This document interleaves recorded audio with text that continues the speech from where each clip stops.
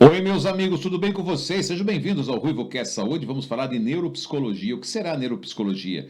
O que a neuropsicologia tem feito para ajudar as pessoas, principalmente nesse movimento enorme que vivemos no mundo, que é a pandemia mental? Pessoas perturbadas, fora de si, vivendo sempre no futuro, atrelando a sua felicidade a momentos que ainda não aconteceram, ou quando estão no presente, vivem o estresse, liberando o cortisol, que faz um mal danado, principalmente para a cabeça.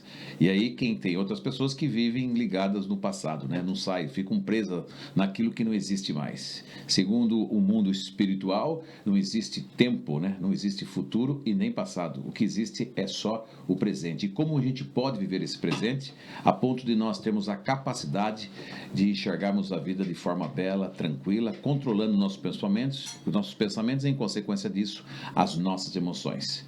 Vamos saber como que a neuropsicologia pode nos ajudar a desvendar melhor, colocar luz na nossa sombra, aquela criança ferida e tantos outros atributos que fazem tanto mal para a sociedade mundial. Está no ar o RuivoCast Saúde e vocês, a partir de agora, são com muita gentileza, com muito amor e carinho, meus convidados especiais.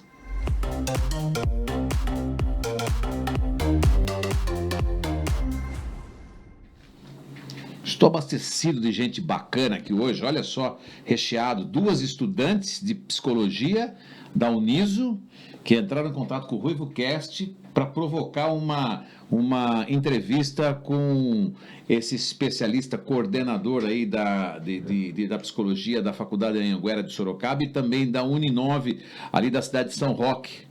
O baiano, nascido em Vitória da Conquista, doutor, eu não gosto que chame doutor, né?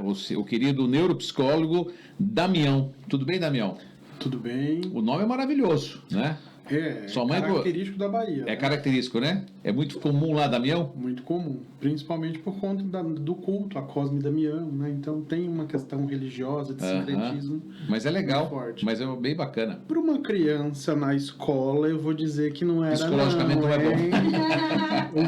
Nos anos 90, bullying era uma coisa meio menos taxativa, né? Menos complexa do que é hoje. Então eu sofri menos, certamente. Quanto mais regra coloco, parece que mais sofrimento atrai, né? Porque antigamente não tinha essas regras, a gente pelo menos, né? Eu tinha vários apelidos quando eu era criança, de tudo que você possa imaginar, Pompom Patinho, Obesinas, que era um remédio para emagrecer, Zé Tetinha, tudo que você possa imaginar, e não morri por causa disso, né? A única coisa é que eu não gostava de sair sem camisa na rua, porque a turma ficava apertando meu peitinho, entendeu? Ficava apertando que era gordinho, né? Então tinha os peitinhos, né? Então é aquela história toda.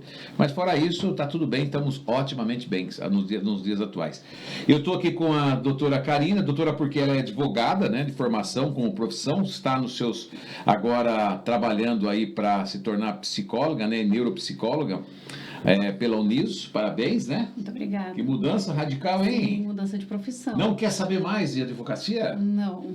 O negócio é cuidar da mente humana. Sim, é o futuro, né? É o futuro, né? Futuro. Não é o futuro, é já. Sim. Aliás, já está passado, né? Porque a gente, né? Precisava... Uma necessidade, né? Sim. Damião, nós precisávamos mais psicólogos no mercado, né? Certamente que sim. Pelo boom que deu na pandemia, pessoalmente, está faltando braço para tanta demanda. É que dentro dessa perspectiva da formação do psicólogo, a gente precisa pensar em como essa formação tem se dado, né? Porque aí tem muitos profissionais que saem da graduação e eles se sentem completamente fragilizados frente ao desafio de se expor, de trabalhar, de entender como funciona cada uma das linhas, né, de trabalho, abordagens teóricas. Essas pessoas acabam sofrendo, porque a graduação ainda é pouca frente ao desafio de ser psicólogo, né? Você estava falando mais cedo aí sobre a questão da formação, mas se a gente não tem essa formação que anteceda esse trabalho, a gente sofre. E aí, Evelyn, está preparada? Porque estudar é mais fácil do que enfrentar o dia a dia aí depois, hein? A realidade humana. Sem dúvida. É isso que vocês debatem muito nas aulas? Muito. Como enfrentar as perturbações humanas? Sim, não só das pessoas e a nossa também, né? Porque mas à medida que você vai estudando, nem todo psicólogo, aliás, boa parte dos psicólogos tem problema de autodesenvolvimento, não tem? Ainda não tem autoconhecimento total, Acho né? Que não isso é porque psicólogo geral, é geral? Todas as pessoas. Na profissão? Sim, é um desafio da formação, né? Pessoas que não são psicólogas estão muito bem, obrigado, e pessoas que estão dentro da psicologia há anos sofrem ainda com demandas, porque temos transtornos, temos questões familiares, temos questões empregatícias, né? Tudo isso influi em como a gente está bem ou não está. Né? Casa de ferreiro e espeto de pau, então, até na psicologia. Psicólogo precisa fazer terapia, psicólogo precisa de psiquiatra, Ninguém é muitos imune. psicólogos precisam de medicação, né? Então, Eita. vão acontecer coisas. Bom, o Damião é nascido, como disse, em Vitória do Espírito da Conquista, né? Vitória da Conquista da Bahia, perdão. Formado em psicologia, especializado em políticas públicas e sociais do idoso. Legal esse tema, hein? Para debater uma hora. Especialização em saúde coletiva, especialização em neuropsicologia, avaliação e reabilitação. Também com especialização em direitos humanos, especialização em inclusão e acessibilidade e mestrado em gerontologia. Envelhecimento humano. A mente envelhece mais rápido que o corpo? Depende do sujeito. A psicologia tem esses jargões engraçados, né? Do depende. E é exatamente isso.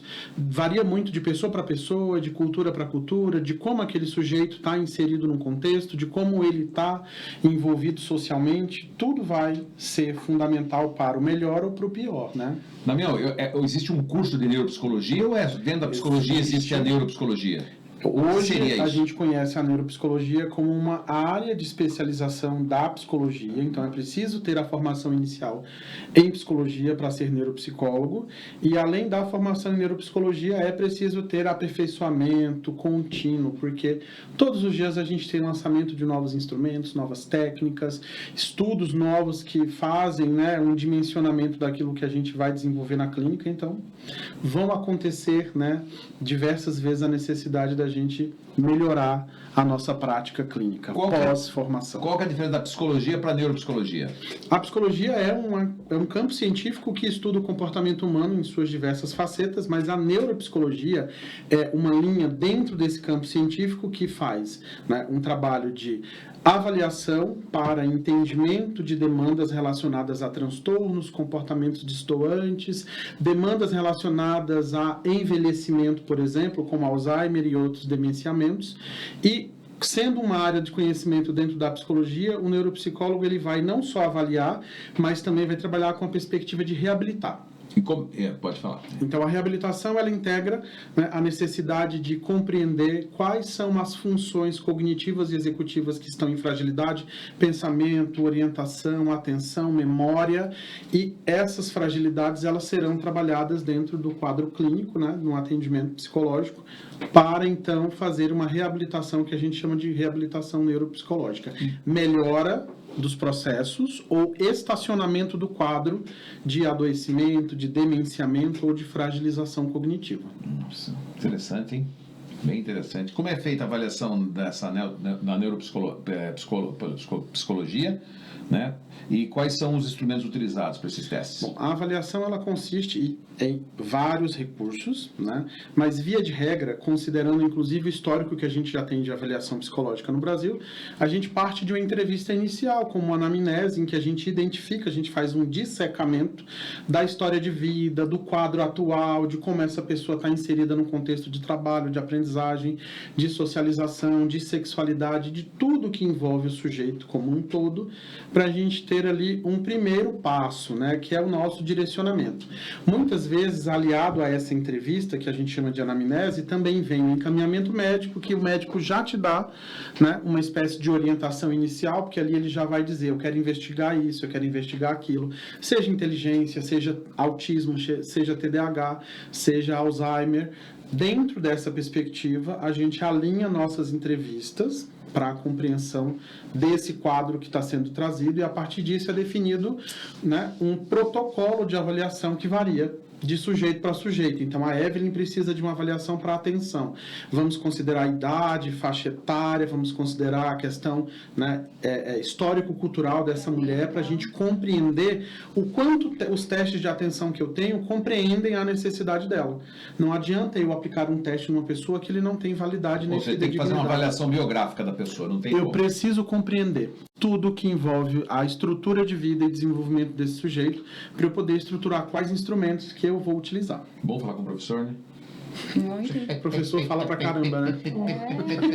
Fala com clareza. E existem diversos pedagógico. instrumentos. Diversos, tá? A gente vai ter instrumento que avalia a mesma coisa. Então, por exemplo, inteligência, que na verdade eu acho que é a menina dos olhos da psicologia, né? Os estudos hoje se concentram muito sobre essa perspectiva de entender que a inteligência não é só a gente resolver problemas matemáticos, fazer equações dificílimas, escrever de uma pessoa maneira inteligente? culta. Uma pessoa inteligente é uma que consegue organizar e resolver problemas. Isso é inteligente. É a inteligência. Porque E- se eu for pensar em você como um cara que fala bem, como um cara que escreve bem, você já é inteligente. Ok. Né? Mas a expectativa que a gente teve Seja no trio superdotado, durante por muitos exemplo? anos é uma inteligência muito lógico-matemática. Uma pessoa superdotada, ela pode ter diversas habilidades dentro daquela linha de desenvolvimento dela e ser uma pessoa sem inteligência emocional, ou seja, desorganizada, desagregada, agressiva, solitária. Ela tem um potencial. Mas quando ela Porque descobre é que ela é externo. superdotada, por exemplo, ela não passa a ter mais equilíbrio? Quando a gente descobre quem a gente é, não tem nada a ver uma coisa com a outra. É uma perspectiva. Eu acho que dá para você estruturar uma vida de alguém que não sabe o que tem e a partir do diagnóstico você conseguir construir esse link.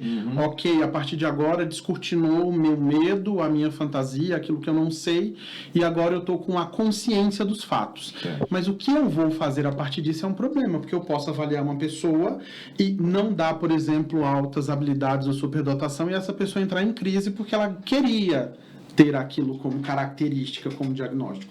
Então, eu estou trazendo essa pessoa para a realidade, para uma crítica? Não, eu estou trazendo ela para um sofrimento, porque a avaliação ela não vai te dar aquilo que você espera, né? A avaliação ela é muito contundente, então nem sempre aquilo que a gente acha que é de fato, e a gente vai se deparar com isso, tá? Essa fragilização do sujeito frente ao desafio de um diagnóstico que não bate, né? Que não está alinhado com a minha expectativa. Camila, quanto tempo você é formado? Em psicologia, 11 anos. 11 anos. Isso. Você trabalhava com algum tipo de terapia, alguma coisa ou não? Desde que eu me formei, eu sempre trabalhei na área social, políticas públicas, tá, acessibilidade, foi o que levou inclusão, você então à direitos psicologia? humanos. Sim, né? Eu estudei primeiramente pedagogia, então eu fui para a área educacional e a psicologia surge aí como esse alinhamento de astros, né? Com a perspectiva de que eu não queria estar no espaço de ensinar crianças. Eu queria estar no espaço de atuar com o sujeito para a melhoria da qualidade de vida. O social é a área de A entrada. sociologia, mais nesse caso, fácil. é forte, né? Muito forte. Muito forte. E aí você gosta, com certeza tem que gostar de gente também, né? Fundamentalmente. gente, cá entre nós, né? O ser humano é chato, é pesado e denso. Né? Então É nós sabemos complexo. disso. É complexo, é chato, complexo, denso, fala o que você quiser, não tem problema nenhum. Pode usar a sua forma acadêmica de falar, mas eu tenho que ser realista. As pessoas são cansativas, certo? São teimosas Sim. e são repetitivas, além do comportamento repetitivo, que é muito comum na vida do ser humano.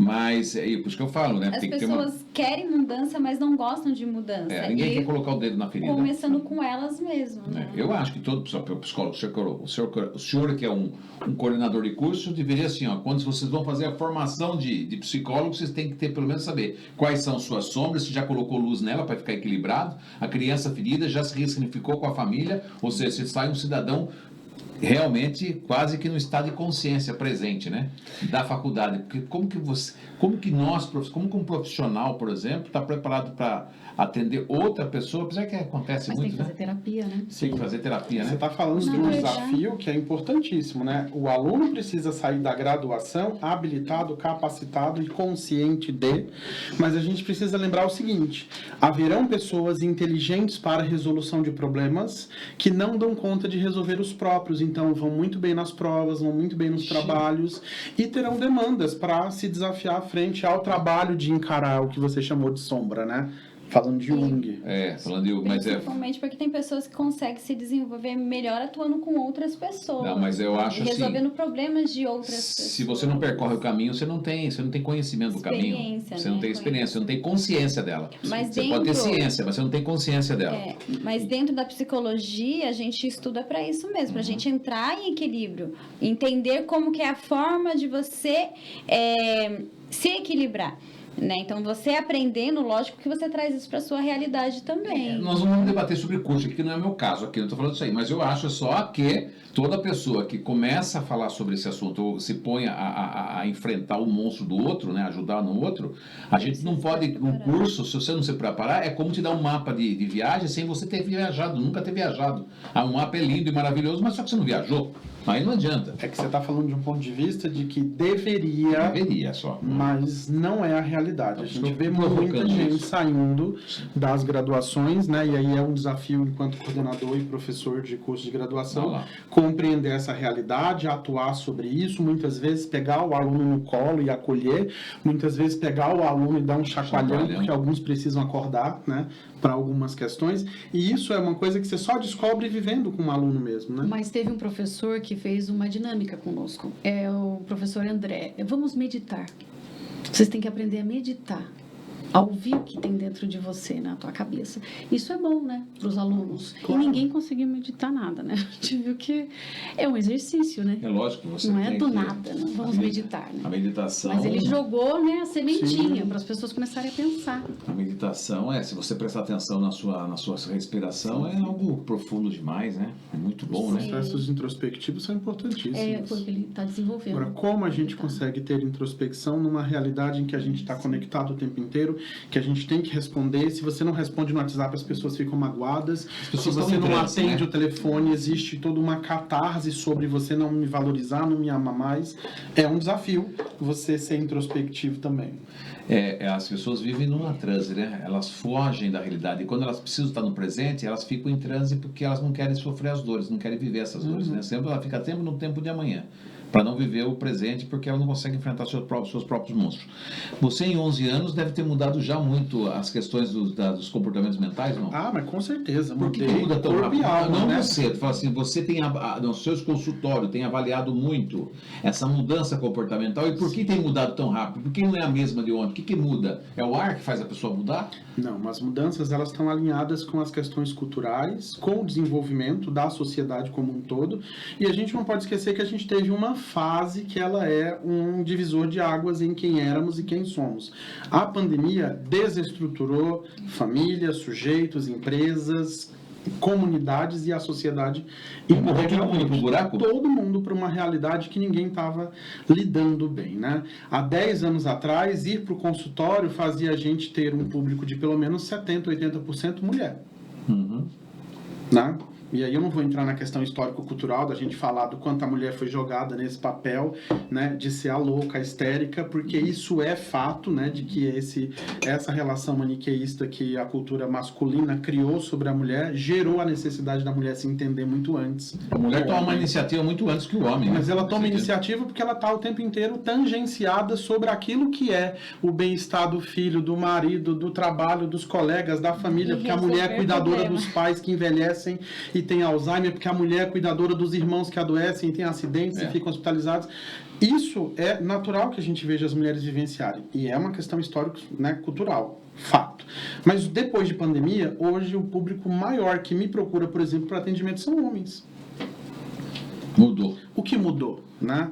O que mudou depois da pandemia? Comportamento sexual, mudou a questão da tecnologia que fomenta nos homens jovens um excesso do acesso, olha que coisa redundante, né? Um excesso de acesso a conteúdos pornográficos, conteúdos sexuais. Isso faz com que a rotina afetiva, romântica e propriamente sexual do sujeito também seja alterada, né? Então, homens tendo problemas desde muito cedo com questão de disfunção erétil, porque desde jovem já é tangenciado a tadalafila, sildenafila, Viagra, todas essas ilas da vida, né, que gestam uma fantasia de uma opereta sexual fantástica correlacionada com o quê? Com os conteúdos eróticos.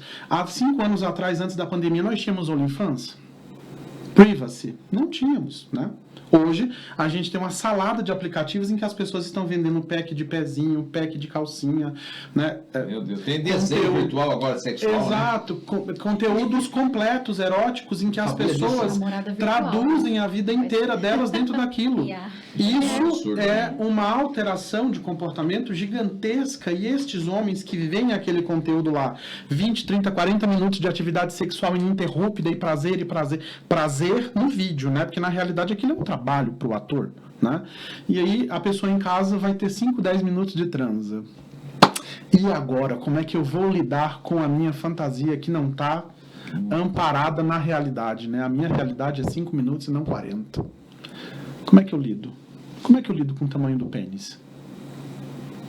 Entendi. Tudo isso virou um desafio gigante. Porque na pornografia só vê homens de pênis enormes, né? A coisa mais fantástica. Uma Isso. A fantasia que não pessoa existe. consome, né? Exato.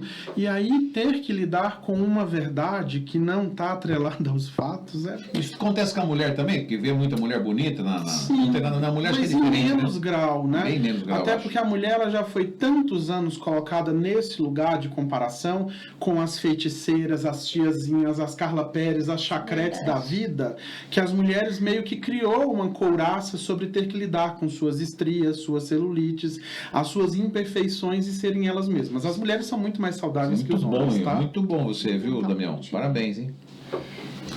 Ferrado o homem, meu. Será, gente? Eu tô falando de mim também, tá? Eu sou homem. Aí eu não falando eu assim. estou espelhando um discurso que eu Mas também é muito tô. bom, muito esclarecedor e assim, muito direto. Eu gosto de gente direta E que também. é Não gosto de muito importante, flu-flu, né? não. Muito flu-flu, não. Sendo professor é difícil você ficar nessa É enrolação. que aqui eu ponho o pau na mesa mesmo pra galera. A galera tem que sentir as dores do precisa negócio. ter este Sim, controle. a realidade, mesmo. né, do dia a não tem dia. essa. A gente estamos aqui no Ruivo Cast, hoje de saúde, junto com a nossa querida Unimed, né, que é minha parceira de quinta-feira aqui, estou muito feliz. Recebendo aqui hoje o professor Damião, né, com tantas especializações no ramo da psicologia, e também a estudante de psicologia, a advogada Karina Marchetti, e a estudante de psicologia, a Evelyn Silva, que diz que já está uma fera para poder terminar, começar a estourar Com no certeza. consultório. Nós Vai fazer estamos em online. constante Senhora, aprendizado. eu não gosto muito da consulta online. Eu acho que ela esfria bastante. Qual que é a sua opinião em relação a isso? Tanto que eu parei agora uma psicóloga minha que mudou daqui, a minha uma transpessoal, né? Ela mudou daqui e ela falou, você não vai voltar? Eu falei, mas tô com uma preguiça de voltar com você na internet, porque eu gostava de ir lá, sentir o sensorial, sabe? Tete De a ficar no tete. lugar. O consultório é legal, né? O consultório é um lugar gostoso, que a gente pega uma intimidade e toca o tambor e faz umas coisas lá e tem os desenhos, sabe? Enfim. Aí, agora foi embora, acabou tudo. E aí outro desafio, né? O que você acha, na sua opinião mesmo? Fala para falar a verdade, você vai falar a verdade mesmo, né? Bom, vamos lá. Eu vivi as duas experiências, né? Eu fui formado não tendo atendimento online e tinha muita resistência. Mas em 2018, quando eu me mudo para Sorocaba, eu entro no sistema, né, do nosso conselho de psicologia que tinha, né? Hoje já não tem mais esse sistema chamado EPSI. A gente tinha que se cadastrar, tinha que dizer por que estava ali, quais eram as ferramentas que ia utilizar, o que eu estava pretendendo com o atendimento. Então existia uma espécie de averiguação do que o psicólogo ia fazer em 2018 sobre atender online, né? Em 2020, houve esse boom de atendimento online por conta da pandemia e eu me tornei refém do atendimento remoto, tá? Durante 4 anos ininterruptos, eu trabalhei em 2 segmentos. O primeiro, como voluntário numa associação que atendia pessoas trans aqui em Sorocaba. Parabéns. Né? E foi uma demanda importantíssima de aprendizado. Falar em negócio de trans, viu? Esse absurdo que fizeram aí com o negócio de trans agora, que o cara não pode entrar nos Estados Unidos lá com o passaporte. Sim, a Erika Hilton, né? É uma demanda séria que a gente precisa começar a tratar, porque me Vai dá a haver uma discriminação impressão... no mundo inteiro. Me dá a impressão de que a gente está regredindo ao invés de evoluir, né? Mas olhando para essa perspectiva, aí foi um atendimento online e eu também me filiei a plataformas, né? Então fui atender online, fiz durante 4 anos ininterruptos de agosto de 20 até agosto de 24, um trabalho consistente de muitos pacientes online, atendendo à noite, atendendo no final de semana, porque você está atendendo brasileiros que estão fora do Brasil, pessoas que têm uma agenda diferente da sua. Foi um tempo importante de aprendizado, mas foi um tempo de muito desgaste. Então, respondendo claramente para você, eu não tenho o mesmo prazer que eu tinha, porque vir para o presencial, que aí alinhou tudo, né? Era tudo online, o atendimento clínico, as aulas com os alunos, havia uma manifestação importante de tudo ser online, então a gente se adaptou. Quando eu volto gradativamente para o presencial na sala de aula, eu comecei a me questionar sobre o quanto era prazeroso estar no atendimento online. E aí eu fui de 2022 até 2024 me trabalhando para ir me desintoxicando. Hoje eu tenho 3 pacientes remotos que eu ainda faço atendimento, porque aí existe um vínculo, né? Eu estou alinhado com uma linha psicanalítica do Winnicott, então a gente tem um tipo de atendimento que é mais demorado do que as linhas comportamentais, então esses pacientes eu não me desassociei, mas é uma tendência ou dar alta ou encaminhar para colegas, porque eu quero efetivamente continuar no presencial. Eu acho e vocês? meu time foi. Eu prefiro o presencial também, mas em questão a isso, eu acredito que seja muito relativo, né? Hoje, com a tecnologia e a necessidade dos jovens estar sempre ali no celular, muitos preferem o online. Claro, mas é mais uma atitude de distanciamento de novo, né? Sim, eu vejo dessa forma. E falta também, na minha opinião, estou falando de fora, eu não tenho nada a ver com psicologia, hein? Eu só estou dizendo assim, eu acho que é falta de disposição, sabe? Porque você tem que sair do seu ninho, Conforto. pegar um carro, ir até o local, sentar, esperar no teu horário, ir lá, enfrentar você de frente a frente, porque hoje, até Casa Noturna está acabando porque eles não têm coragem de cantar as meninas, de receber um não no meio de uma boate, você tá sabendo disso, né? Casa Noturna está acabando no mundo inteiro. Sim. Não é? As pessoas não conseguem mais. Sim. Ter o contato físico, né? Até com o psicólogo a pessoa não quer, então imagina com os outros. Mas eu compreendo que tem essa versão. Talvez eu estou falando uma besteira Não, aqui. você está certo. Existe uma parcela da população que realmente quer se distanciar e a pandemia potencializou. Mas existe aquela parcela da população que não tem a quem recorrer, sabe? Mora naquela cidade com tudo 5, bem. 6 mil habitantes Claro, aí tudo e aí não tem profissionais na região e aí precisa já foi pro buscar social, né? respostas, Ele já foi né? pro social. Então eu compreendo que há necessidade da gente integrar o sujeito nas suas multifacetas. Mas, via de regra, eu particularmente opto hoje por atender. O médico, por exemplo, o médico que atende via telemedicina, eu acho super favorável para poder ter um atendimento, para dar fazer a primeira triagem em virtude da demanda que tem nos postos públicos, né? Sim. Eu acho que seria fantástico isso para Necessidade, ajudar a né? necessidade. Aí é uma Alguns necessidade. convênios, a exemplo da própria Unimed É. que você citou, já tem esse serviço. Eu usei na pandemia. Eu usei, foi bom. Foi ótimo. Acho que Peguei a uma catarse e pandemia- quase morri. Uma catarse, estava no tratamento espiritual, vou contar pra você, filho. Não vou falar o que foi muito chato, né? Vou pegar um negócio aqui e contar pra você, só Deus na causa. E aí uma médica lá de Curitiba me Te ajudou? ajudou na época. É isso. O bom é isso, o remoto, né? É. Porque você tem acesso em qualquer lugar. Vale. Uma curiosidade que eu tenho, você tem dados assim de porcentagem de quanto está atendimento presencial e online dos seus colegas em geral? O que você tem? Pra Olha, a gente maioria ter dos meus noção. colegas hoje atendem remotamente, né? A maioria deles. Voltaram, né? Voltaram. Não, pro remoto, eles Remoto. continuam Ah, no remoto, remoto. pelo Você tá com permanece. 3, né? Você falou. Eu tô com 3, mas eu cheguei a ter uma agenda de 60 pacientes remoto, né? Imagina, você trabalhar um atrás do outro, de maneira descontrolada. Imagina o estresse também, não? Exatamente. É muita informação na cabeça da pessoa, gente. O CRP orienta alguma coisa? Voltar ao presencial? Existem, Ou... não, Qual é a tendência não orientação, mas o CRP, né, cotidianamente lança normas técnicas e lança orientações, né, dentro do próprio site do Conselho Federal, gratuitamente para os profissionais baixarem e fazerem leitura, com orientações sobre como deve ser feito, qual a importância, né? Existe essa prática de estar o tempo inteiro atento como esse serviço está sendo feito, né? E existem grupos de trabalho dentro do próprio Conselho já discutindo questões que antes para a gente era meio que 2 mais 2 são 4, sabe? Então o paciente tinha que estar numa salinha fechada, sem ruído, sem chance de vazamento de áudio. Mas, puxa vida, se eu estou com um paciente em crise e ele trabalha numa grande empresa com 10 mil funcionários, ele só tem um horário de almoço atrás do tanque da empresa na hora do descanso dele para fazer a terapia.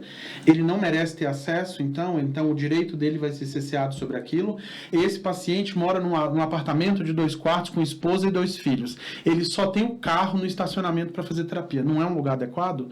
Então, já existe uma perspectiva de entender também que adequado é onde o paciente se sente bem. Sim. Né? Se é no carro e é o único lugar que ele tem, vai ser no carro. Já fiz isso várias vezes, de atender o paciente E tá estando em tudo bem, situações né? Tá como essa. tudo bem. Claro, Sim. porque primeiro é quem tem que estar feliz e tranquilo com a possibilidade é o paciente. Nós somos só mediadores do processo, né? O funcionamento cognitivo das pessoas está sendo muito afetado, em virtude principalmente de sono, de estresse, ansiedade. atividades, aquela história toda que a gente sabe, alimentação, né? Que são pilares fundamentais para ter uma vida normal. Como é que você tem enxergado isso e como é que você tem debatido sobre esses aspectos? Isso vem para o consultório muitas vezes com perspectiva avaliativa, tá? Porque aí os pais identificam que os filhos estão dormindo menos, estão dormindo mal, comendo mal, tendo uma rotina só na frente das telas.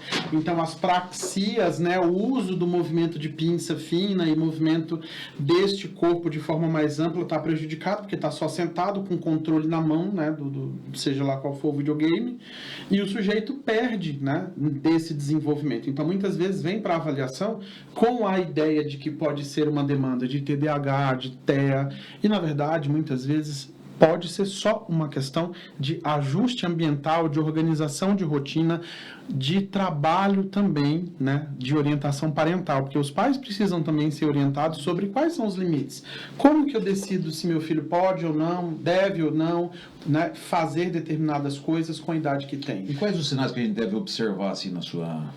Pensando nessas questões cognitivas que vão sendo tangenciadas por sono ruim, alimentação ruim, principalmente entender como é que esse menino, e essa, né, esse menino não, porque parece que eu estou falando só de menino, né? Mas esse sujeito, esta pessoa, como que ela está se desenvolvendo no ambiente escolar, porque é um ambiente que estimula comunicação, né? Lidar com frustração, nada é meu, tudo é nosso, né? Pensar no tempo escolar como um tempo em que eu tenho o horário para sair, para comer, para lanchar. A gente precisa compreender como é que é o funcionamento desse sujeito primeiro na escola. A escola é o sinal fundamental. Ô, Damião, você estudou em escola pública? A vida inteira. Quando você morou lá na Vitória, lá em Vitória? Exatamente. Parabéns, viu? E aí você deve ter acompanhado o que é uma convivência social da comunidade que vive em escola pública. Eu também estudei em escola pública, né? Sim. Tudo bem que estudei numa época que a escola pública era maravilhosa, né? E eu não sei como é que é hoje. Você, como psicólogo hoje, você não acha que deveria muitas coisas mudarem hoje? Porque a gente acaba... Você vê a escola como a Waldorf, por exemplo, que é uma escola do Rudolf Steiner, por exemplo, que trabalha a questão dos setênios, né? E a programação do desenvolvimento cognitivo da criança até os 7 anos, sempre com a questão do construtivo. A criança não aprende nada, absolutamente. Depois ela entra na segunda fase também aprendendo muito pouco. Ela aprende a costurar, ela aprende a brincar, ela aprende a fazer um monte de coisas e se torna um ser humano fantástico. Estou dando um exemplo da Steiner, porque é construtivista, né? Você não é a favor de um sistema mais construtivista? As escolas deviam eliminar bastante tipo de matéria, tipo geografia, história. Se eu quero aprender história, eu vou aprender quando tiver adulto. Essas coisas que eu fico ensinando, que Pedro Alves Cabral, né? Aquela história toda. Será que essa história ainda é mentirosa, né? Porque não descobriu coisa nenhuma, né? Então a gente ainda se debate com isso. Então a ideia era, vocês não acham que devia ter um pouco, como hoje um especialista em neuropsicologia, o que isso poderia ajudar na vida das crianças? Eu acho que a minha versão mais psicólogo social e menos neuropsicólogo atua agora, porque eu acho importante que haja comunicação, né, não violência, um dimensionamento de espaços, né, educacionais que priorizem o potencial do sujeito, isso, a despeito do lógico-matemático, a despeito do linguístico, mas que potencialize sermos humanos. Mas a gente está falando de uma sociedade que ela é capitalista, num país em desenvolvimento. Como é que eu vou estruturar uma base educacional dessa, que a gente sabe que sai cara? Você citou o nome de uma escola, né? Que provavelmente não tem na região, mas não é uma escola que está acessível. Não. Né? A própria escola não consegue. Desculpa, só porque podíamos usar o sistema para plantar, se quisesse. Estou trazendo esse insight para a gente pensar o seguinte. E a escola, ela provavelmente tem vontade de querer ajudar a comunidade, mas como ela vai deixar de atender os dela para manter o serviço funcionando, para abrir vaga e muitas bolsas para quem não pode pagar? Não tem como, porque é capitalismo, né? E aí você pensa numa estrutura governamental em que existe há dezenas, né, de décadas, vamos pensar aí que eu sou dos anos 80, já existia um projeto, né, de emburrecimento da sociedade, porque quanto menos eu estou filosoficamente discutindo, dialogando e questionando, menos eu vou ser uma pessoa que está lá fora brigando por direitos, que está, né, lidando com as coisas de maneira mais politizada. Então eu vou aceitar, né, vem a nós de uma maneira meio associativa. Então, você concorda com essa mudança? Concordo, mas a gente não tem como fazer. Hoje. É feito uma educação para viver no sistema, né? As pessoas vão emburrecendo e vai vivendo esse sistema escravagista. As pessoas não conseguem buscar sua total liberdade, até porque se nós não curarmos na infância essas crianças, porque hoje nós temos pais burros, né? A maioria dos pais hoje não são pais, são incompetentes pais, né? Porque hoje eles infelizmente, eu não estou falando 100%, não se doa aí, você acha que é bom pai. Mas hoje, de cada 10, 7 pais podem ir na comunidade. Eu trouxe um cara aqui do pé do quê, Priscila? Pé de chão? Pé de chão. Que ele faz uma comunidade. Falei, de cada 10, que criança fica, a mãe fuma pra caramba na frente do filho, toma aqueles copão, ouve aquelas músicas que acabam com a questão cerebral, que você sabe que nós temos 80% de água no cérebro, né? 70% no corpo, e aquelas músicas horríveis, que é tuf, tuf, tuf na cabeça das crianças também. Vê aqueles pais, de cada 10 pais, 7 pais não estão nem aí com o negócio. É para largar mesmo. Aí fala assim, mas eles não tiveram. Tudo bem. Mas se a gente tivesse que buscar uma educação para poder curar as crianças, porque os adultos não têm mais cura, já entraram nessa seara. A maioria dos pais são muito ruins para curar de filhos hoje. E eles acham que é na escola que o filho vai buscar essa cura. Não é? Essa cura não está na escola. A escola é um trampolim para outros saltos, né? Tem que sair de casa já pronto para lidar com o outro, com a frustração, com a divisão de tarefas, de responsabilidades, com a compreensão de que quem está ali como mediador tem mais conhecimento, então precisa ser melhor respeitado. A gente vê professores apanhando de alunos hoje, né? É uma resposta a esse emburrecimento social que a gente viveu, né? Eu vou em escolas com os meus alunos fazer projetos, né, de extensão comunitária, e eu vejo professores no 3º ano ensinando para os alunos coisa que nos anos 90 a gente aprendia no 9º, no 8º ano, que era a fórmula de Bhaskara. Quem está no 3º está fazendo isso. Imagina só o tanto que eles perderam de conteúdo, né? Então, só para a gente dar uma resumida na questão do desempenho cognitivo das pessoas, para poder, de repente, mandar essa pessoa, encaminhar ela para um neuropsicólogo. Quais são as observações que temos que fazer? Escola, se já está com idade para isso, a escola é o espaço adequado, né? A família, principalmente na figura da mãe ou da cuidadora, que geralmente são mulheres, né? São fundamentais. Os relatos das mães enriquecem demais o processo avaliativo, porque são elas que primeiro lidam com aquilo que é diferente, com aquilo que destoa. São essas mulheres que vão ter que encarar as escolas reclamando, questionando, cobrando que haja uma mudança no comportamento da criança, né? Então, pensar em demandas que levam para a avaliação psicológica são muitas, né? Mas o ambiente escolar e o olhar materno ou esse olhar de cuidador, né, é importantíssimo para a gente compreender o quanto aquele sujeito traz já de características que servem de base para eu elencar ali uma avaliação. Gente, nós estamos entrevistando aqui o psicólogo e neuropsicólogo, o Damião, que é professor e coordenador aqui da Anhanguera de Sorocaba e da Uninove ali de São Roque. A história do Damião deve ser muito interessante, porque ele deve ter estudado lá eu não sei como é a vitória da conquista na Bahia, como é que foi a vida dele, né? Mas eu vejo como ele tem um viés muito social, eu acho que ele teve muitas dores aí no movimento que viveu no passado. E de alguma forma ele foi buscar, olha eu psicologicamente analisando ele já, e aí de alguma forma ele foi buscar isso como uma forma dele ter uma voz mais ativa na sociedade e para alguma forma contribuir para que haja uma melhora. Por isso que eu perguntei a questão da educação para ele, porque eu vi que ele trabalha com políticas sociais, né, políticas públicas tal, etc. E a gente vê, eu bato muito nessa questão para poder ajudar. Mas, enquanto não mudar a cabeça dos pensantes para isso que querem realmente fazer com que os brasileiros passem de um QI 88, que a maioria dos brasileiros não sai de 88, né? Sendo que na Inglaterra e no Japão o QI mínimo é de 100. E aqui o nosso é de 88 máximo. Então você vê o grau de emburrecimento da sociedade brasileira. Em todo esse sentido, né? Daí entra a parte cultural. Então precisamos de pessoas assim, né? Pessoas que tenham essa formação, que tenham viés. E quando a gente muda o nosso micromundo, a gente consegue melhorar o mundo. Porque ninguém está aqui para mudar o macromundo. Então atitudes nobres de pessoas, inclusive vocês, futuros psicólogos, né? Que vocês fizerem na sua sociedade um pouquinho, que você faça numa comunidade, numa entidade, alguma coisa, pode ajudar sim nessa contribuição. E é assim que nós vamos gerar luz para o mundo. Porque o mundo precisa de luz. Nós vivemos no breu. Então nós precisamos levar luz para o mundo. E a luz no mundo não é só com palavras, mas sim com atitudes, né? Sem dúvida. Não é verdade? Eu queria colocar o vídeo da Unimed, por gentileza, do Hospital Unimed Sorocaba, Damião, eu sei que é de fora, só para você saber, um dado interessante, são quase 200 mil vidas, né, só pela Unimed de Sorocaba. A Unimed de Sorocaba hoje é uma referência brasileira, como a melhor Unimed das Unimedes do Brasil, então ela está entre as 5 melhores. O hospital daqui de tecnologia absolutamente avançada. A Unimed, além de atender em Sorocaba para o conforto dos seus pacientes, hoje tem na região também seus postos de unidade, inclusive na cidade de São Roque, certo? Onde ela atende também a demanda dos clientes. Fora isso, ela atende as Unimedes do Brasil, com mais 40, 50 mil vidas de fora. Já tem que ter uma estrutura gigante para atender.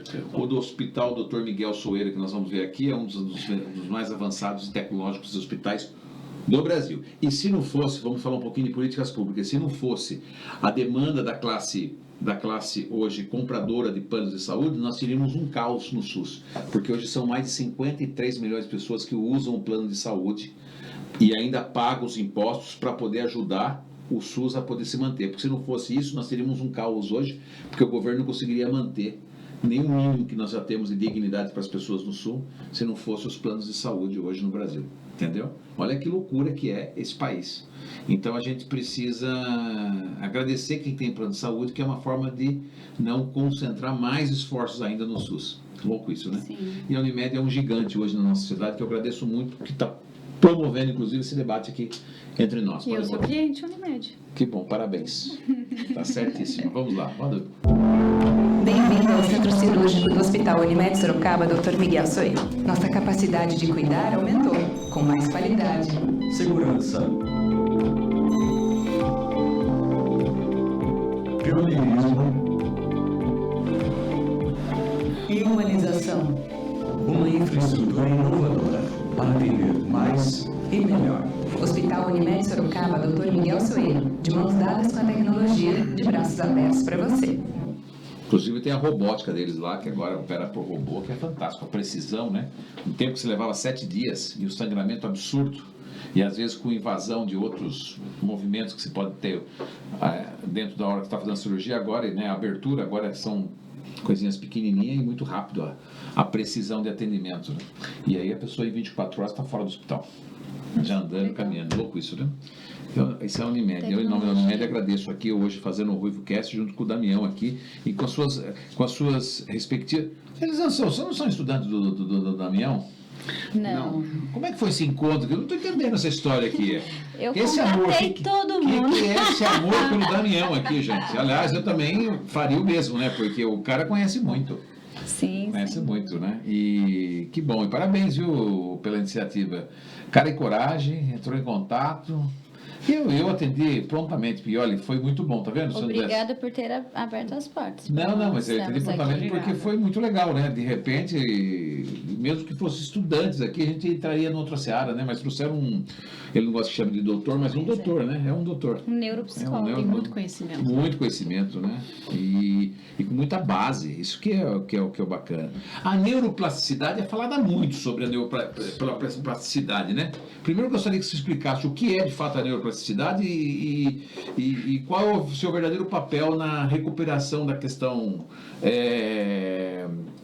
das funções cognitivas do ser humano. Bom, neuroplasticidade, de maneira bem sucinta, para a gente explicar, Uhum. seria, né, esta capacidade que o nosso cérebro, tronco encefálico, né, toda essa parte que faz um link entre sistema nervoso central e periférico, é capaz de se reestruturar e se readaptar às demandas que o ambiente traz, né? Então, nós estamos constantemente ampliando essa capacidade plástica do sistema neural por conta de que a gente está sempre aprendendo, desenvolvendo, estruturando novas habilidades, e isso faz com que esse cérebro, então, ele ganhe mais força, ganhe mais, né, energia frente ao desafio de se adaptar continuamente. A gente pode voltar no tempo e pensar em Darwin, né, na coisa de que o cérebro dos seres mais primitivos foram evoluindo a partir da necessidade de manutenção dessa espécie e do comportamento, né, de luta e fuga, porque a gente precisa, né, estar bem, né, em homeostase, em equilíbrio, e hoje a gente não está mais nessa fase de adaptação, né? A gente já está numa outra fase. Então, a neuroplasticidade hoje, ela funciona como um adaptador contínuo para tudo que rege as nossas habilidades. Então, um sujeito que sofre um trauma ou tem um acidente vascular cerebral e que, né, não foi a óbito, essa pessoa vai aos poucos, a partir da neuroplasticidade, adaptando suas funções, né, sejam sensórias, visão, movimento, tato, sejam as suas funções cognitivas, atenção, memória, percepção, dentro desse contexto mesmo de adaptação, né, do corpo e da mente, né? Eu vou botar uma pergunta, talvez você não respondeu ela por completo, mas vou fazer uma pergunta. Eu vou falar agora. Eu acho assim, eu vou ser bem chulo na minha forma de perguntar, assim, uma coisa assim, mas você fala assim, nossa, mas não é um pouco de modismo das pessoas também inventarem tantas doenças mentais hoje? Por exemplo, se você fala de TDAH, daqui a pouco você fala de a pessoa que é superdotada, daqui a pouco fala que é uma pessoa que tem isso, a pessoa que tem outra coisa, a pessoa que tem isso. É uma invenção. Eu sei que cientificamente está comprovado, mas é uma invenção. Parece que é uma demanda mundial de invenção. Aí agora, por exemplo, autismo era menor. Aí fala, agora o exame detecta mais, o tal do aspecto e tal, né? Mas é um monte de autismo, né? Homossexual, um monte de homossexual hoje, que não tinha antes, né? Tudo vem de monte hoje. Ou antigamente, hoje a gente não enxergava isso. Ou tudo caiu o véu e tudo foi revelado. Como é que você fala? Eu preciso pensar em como te responder isso, Alex. Porque existem formas e formas da gente falar desse tema, né? Não estou falando todos os temas. Vamos falar de uma Alzheimer questão, também, né? Alzheimer, um monte, mais né? política, né? Vou tentar pensar o que você trouxe aí. Vamos ver o que você Os diagnósticos, eles realmente, né, aumentaram em sua produtividade, porque houve um avanço e um refinamento das técnicas, dos modelos de atenção que nós, da psicologia, psiquiatras foram recebendo como processo natural do desenvolvimento da sociedade, né?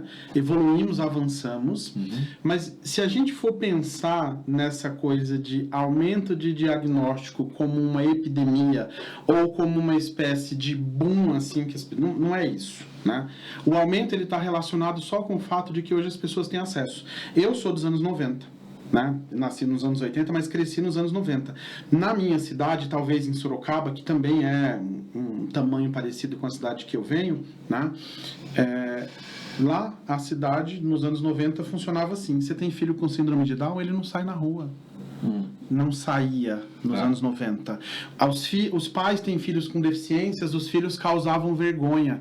Esses filhos estavam encarcerados na edícula, num quartinho no fundo, trancafiados no quintal. Então a gente fala de uma realidade em que sempre houve, mas as pessoas negavam, né? TEA, nível 1 de suporte, que seria ali o mais leve, que durante muitos anos era associado como Asperger, né? Certo. É um nível de funcionamento próximo de uma pessoa típica.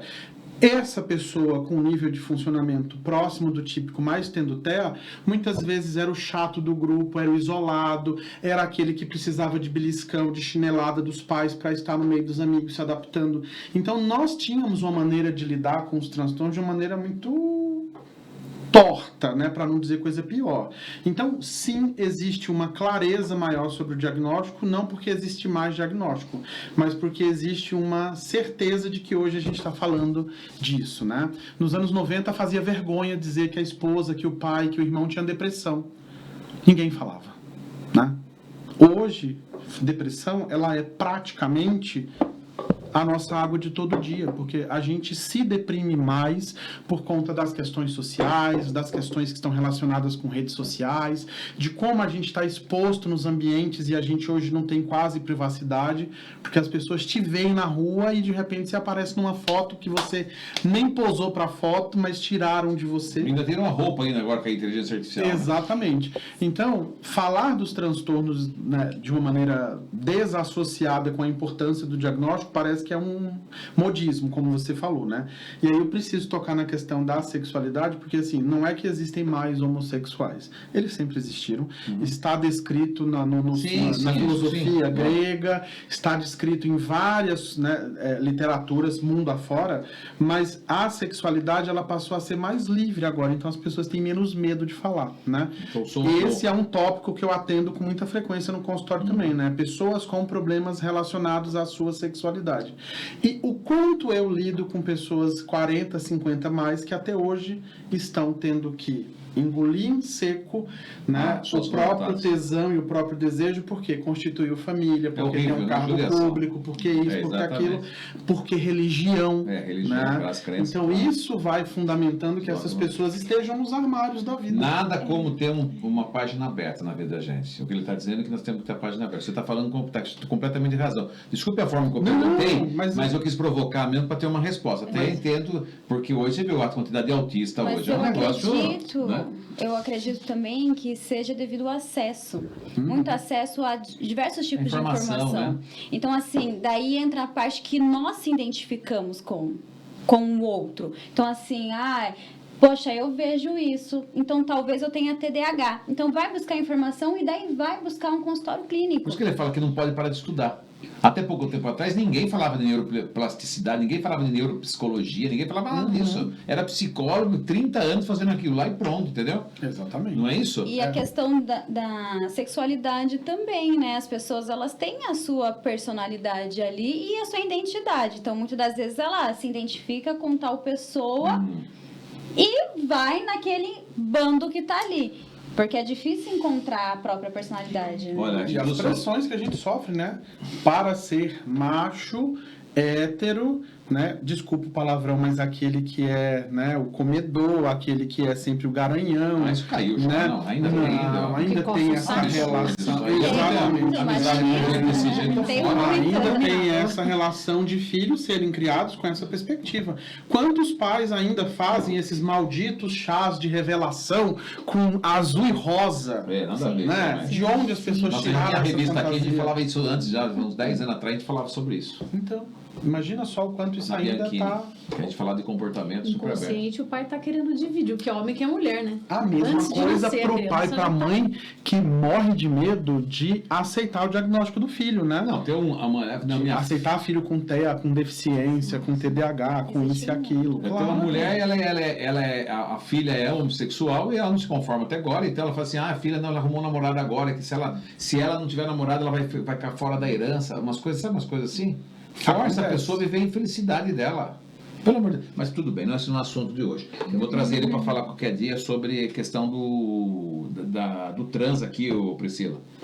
Nossa, vai ser um tema muito tem uma bom pra você galera trazer maravilhosa aqui, em Sorocaba. Inclusive tem um professor de vocês lá da Uniso que é referência no assunto também. Então, Legal. tá vendo? Vou convidar para fazer aqui para ele falar um pouco sobre o embate, né? A importância, Eu tudo, tenho uma né? amiga trans, Professor a Felipe Renata. Cravo. Linda, A minha filha tem uma amiga trans. Uma filha trans, linda. assim. Elas são muito bem resolvidas, né?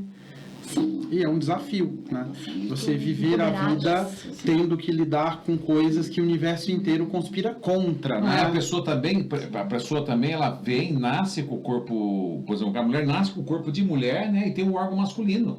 Aí ela já sofre a vida inteira para poder entender o que é dela, e depois chega a sociedade e maceta a coitada da pessoa. Exatamente. Também, isso é absurdo, né? Isso aí é como se ela tivesse programado lá, né? Não vou fazer isso aqui, corta que eu não quero, eu vou nascer assim. Pelo amor de Deus, né, gente?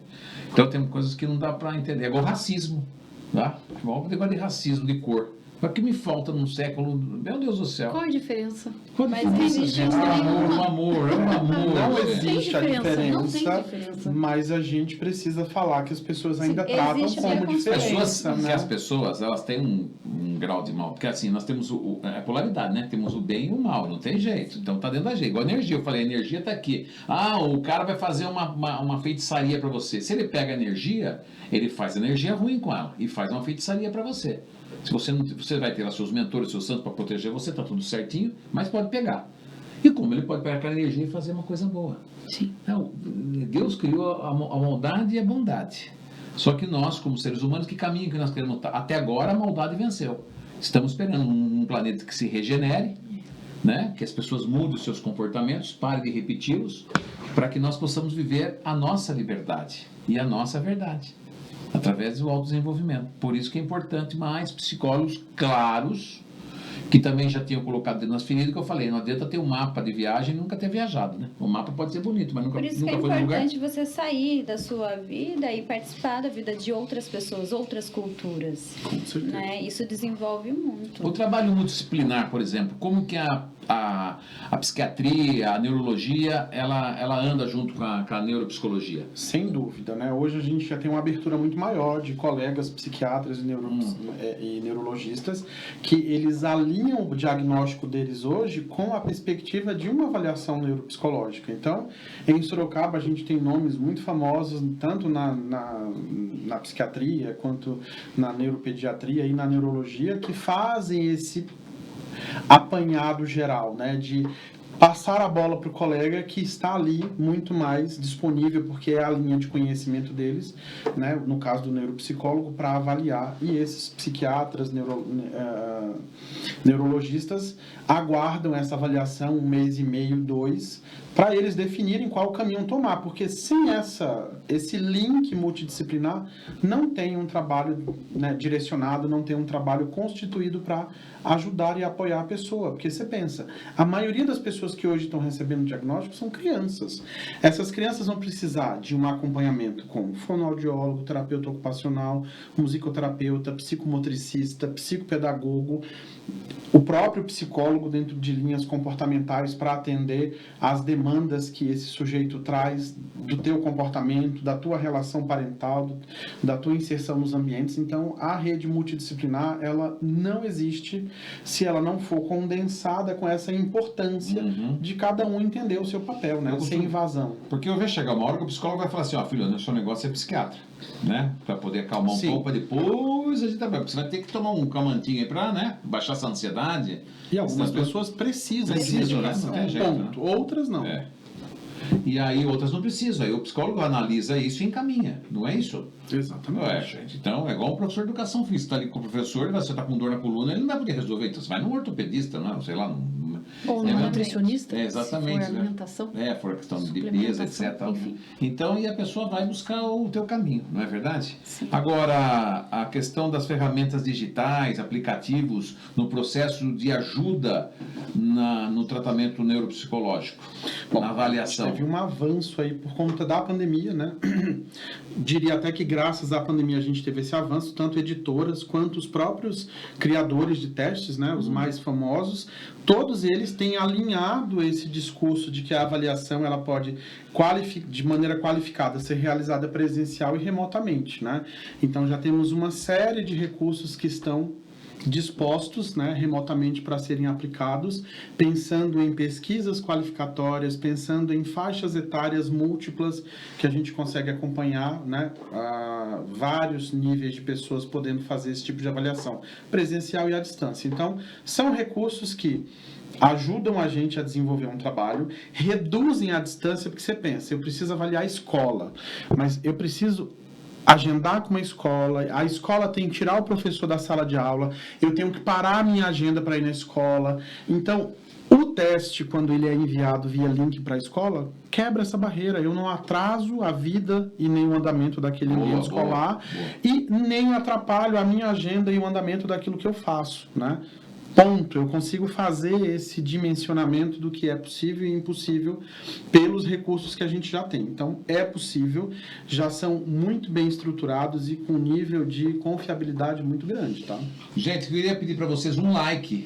Um like, se você quiser assinar, segunda-feira o podcast tem como propósito principal levar informação relevante que possa transformar a minha e a sua vida também. Então, a gente está aqui nessa missão, nosso propósito, descobrimos nosso propósito através da comunicação do dom que é nos dado por Deus, que é poder levar o nosso conhecimento se esvaziando, deixando um legado para que as pessoas possam viver disso. Se nós transformarmos uma alma e aqui ser tocado alguém que se empolga a fazer psicologia para dar algum tratamento terapêutico no futuro, ou que alguém precise, dentro daquilo que nós estamos falando, se enxergar que a neuropsicologia vai te ajudar a você buscar a luz na sua sombra, que vai ser muito interessante, a gente está aqui para salvar almas, né?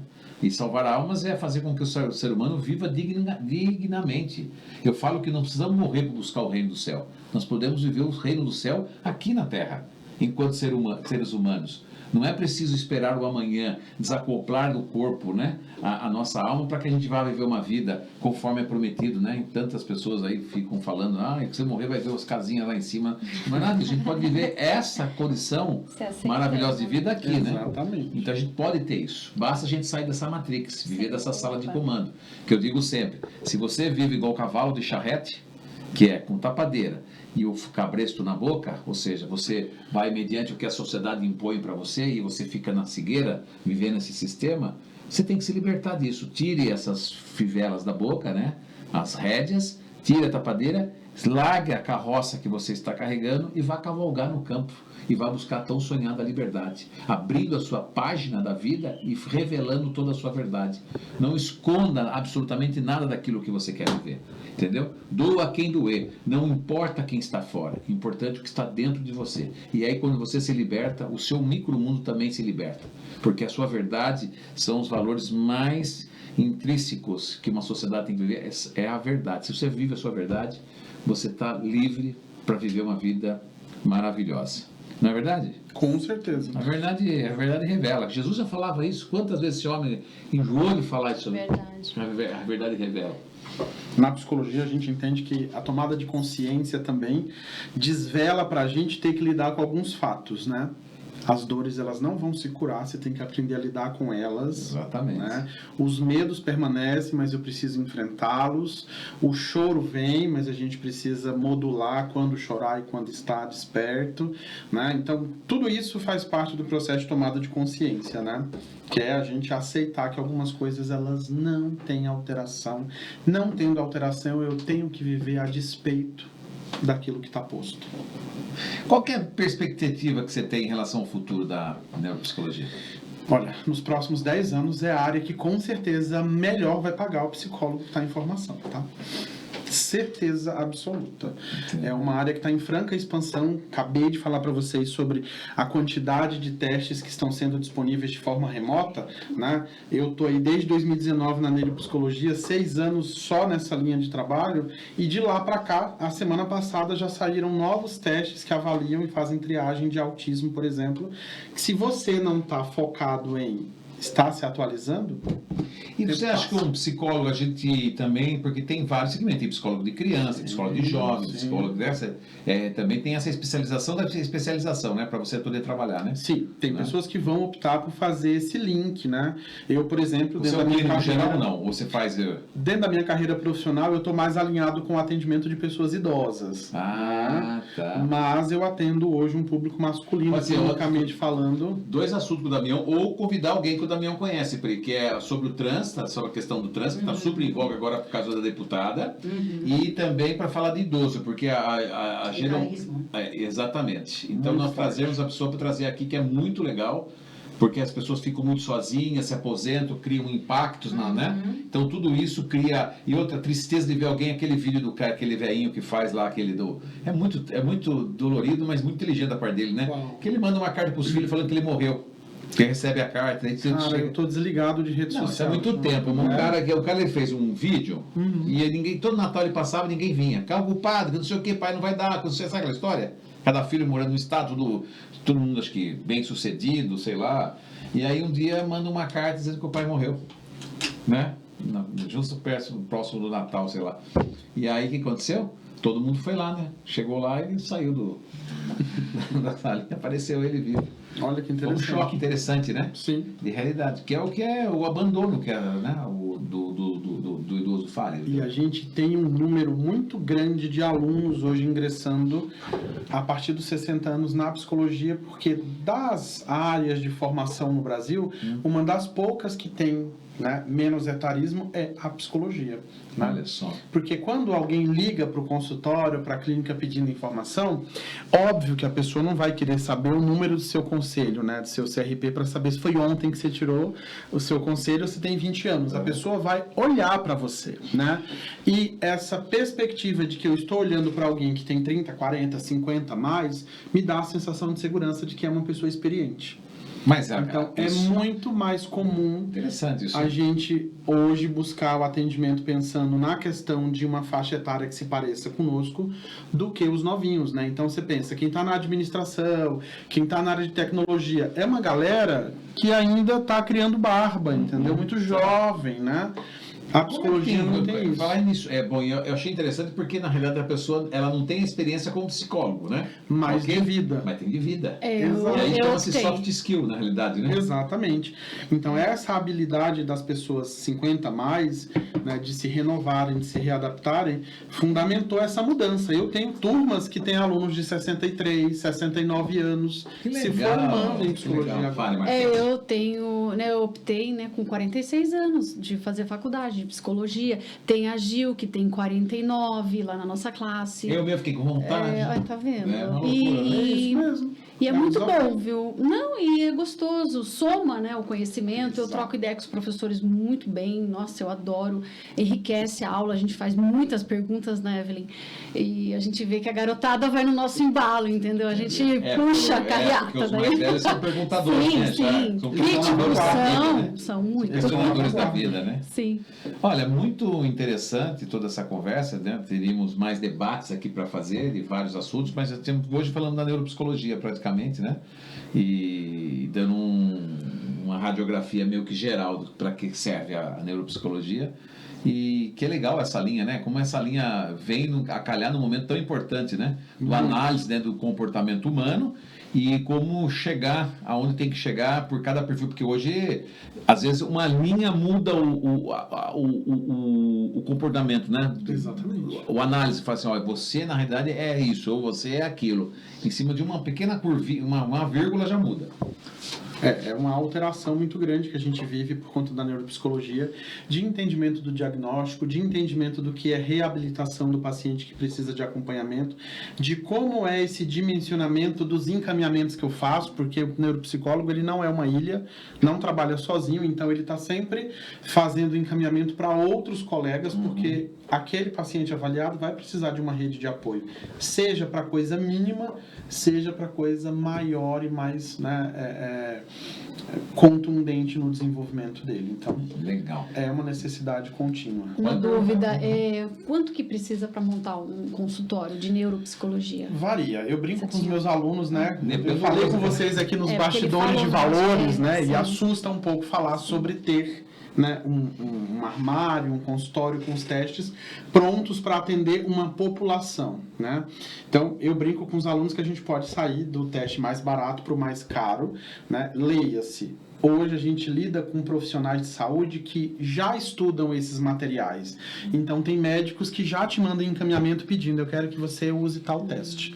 Entendeu? Claro que as normativas do conselho que dão pra gente autonomia frente ao desafio de ser psicólogo diz que eu posso dizer não para aquilo porque eu, enquanto profissional liberal e autônomo, decido quais são os recursos e os meandros que eu vou adotar para fazer a minha avaliação. Certo. Mas é de bom tom, né, que a gente também ouça e leve em consideração aquilo que o sujeito está oferecendo para a gente. Esse é o médico, é um parceiro seu, né? Até porque é um profissional que vai nos indicar. Então, por exemplo, né, uma pessoa que acabou de sair de uma pós-graduação em neuropsicologia precisa ter ali, no mínimo, tá, uns 10 mil de investimento, mas eu diria 20 para você dizer, olha, eu tenho todos os testes. Vamos pensar que um teste de inteligência padrão ouro no Brasil, né, o menor deles, que pega ali uma população de 6 a 16 anos, é curta, você está vendo 10 aninhos só.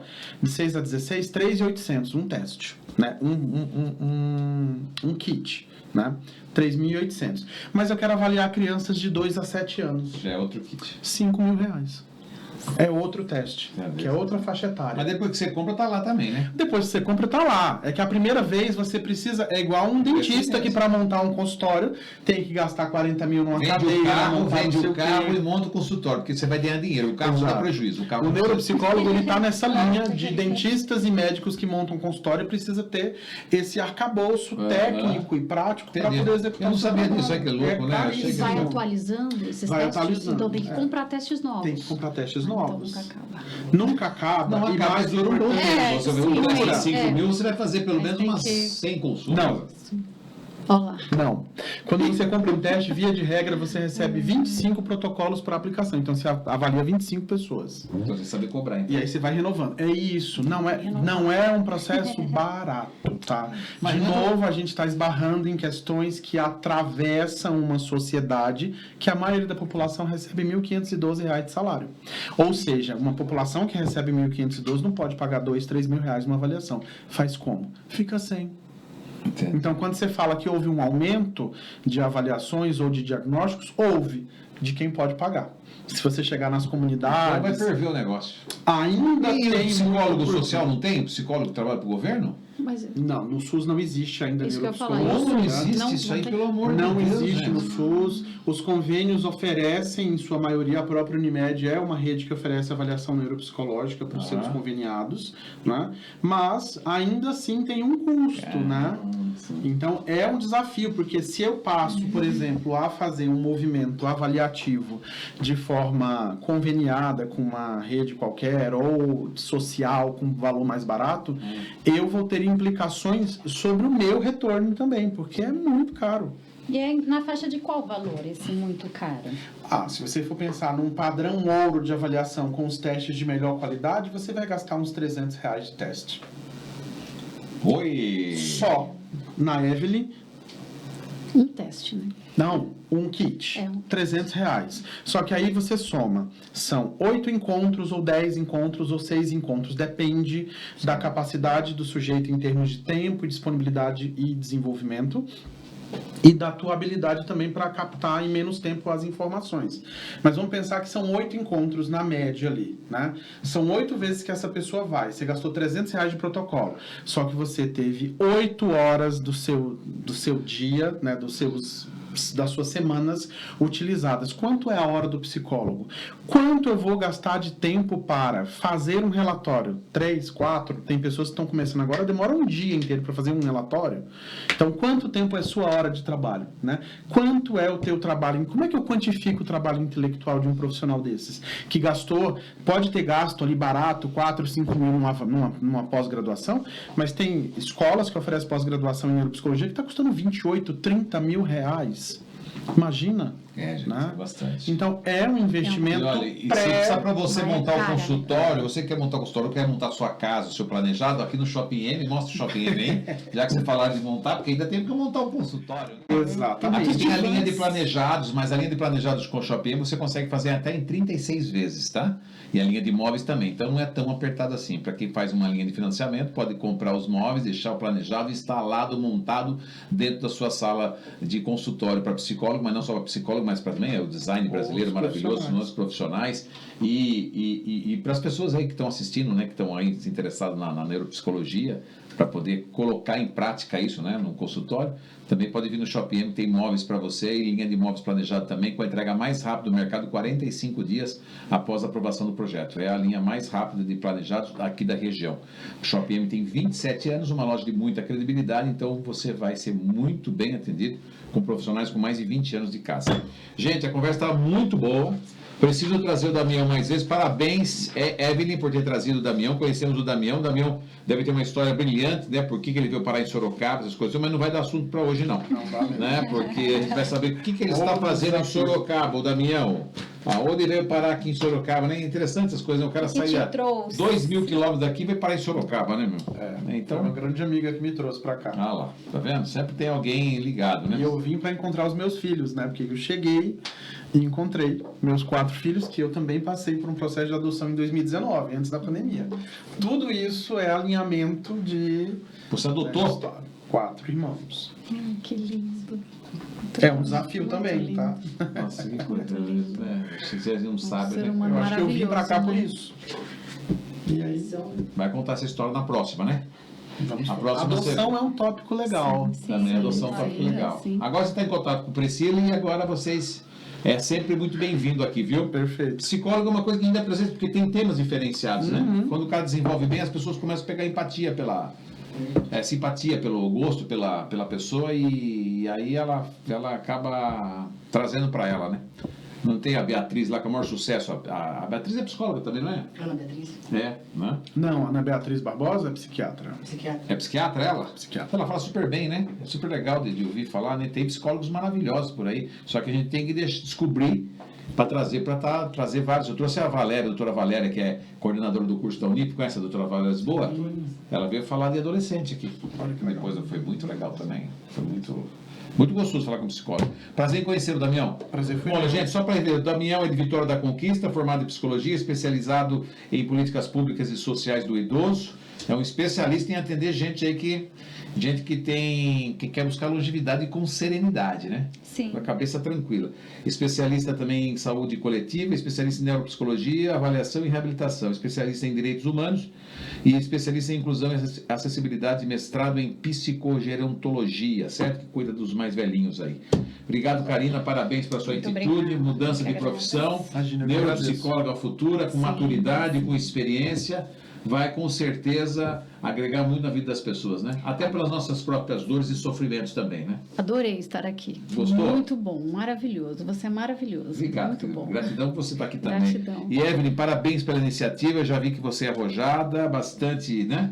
Ela vai longe, essa menina aí, essa carinha de nova dela aí, mas ela é muito esperta e muito inteligente. Tenho certeza que já está certo, que será um grande sucesso na psicologia. Muito obrigada. Parabéns, viu? Pela atitude de trazer a moçada aqui. Adorei. Tá bom? Obrigada. As portas estão abertas para vocês, sempre. Ok? E para você, muitíssimo obrigado. Lembrando que o RuivoCast é de segunda a sexta-feira. Falamos de espiritualidade na segunda-feira. Terça, empreendedorismo e políticas públicas. Na quarta, histórias de sucesso de pessoas que se consagraram. Não é financeiramente só não, gente. Porque a turma terá sucesso a dinheiro.